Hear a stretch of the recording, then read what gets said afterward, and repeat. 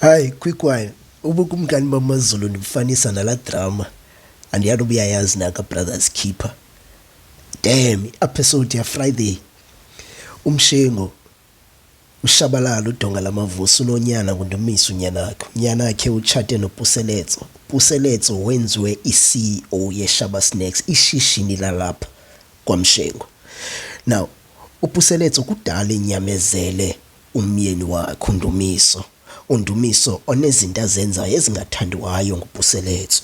Ngoku uPuseletso uthatha isigqibo into yokuba hey, kudala ndokunyamezele. Ngoku nazi izinto ebendizinyamezela uzenza ndingazithandi.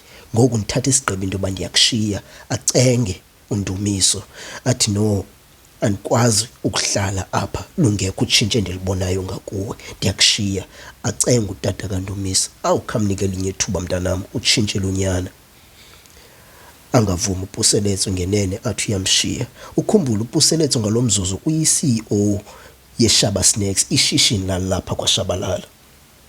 Athi ngenyene xa iphuma alandele uMshengu athi mntanam sicingisise kakuhle sisigqibo zasithatha ngobomi bakho ngenxa yento yoba sinendlela eza kuchaphazela ngayo. Abuze uPuseletso utata uthetha ukuthini. Athi mamela kaloku mntanam, uyi-CEO ngenxa yonyana, awukwazi ushiya unyana uyoba yi-CEO leshishini lakulonyana. Uba ushiya unyana, shiya izitixo zale moto uyiqhubayo nazo zonke izinto ozizuze ngonyana lo umshiya ngasemva.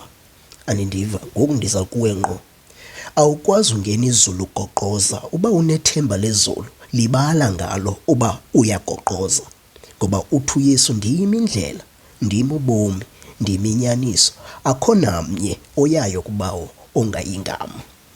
So wena ukuba mhlambi ucimba ke uyahamba single, uhamba wedwa, uya kuyise unyana without unyana. Serious? Ucimba uzongena? I mean, serious? Yeah,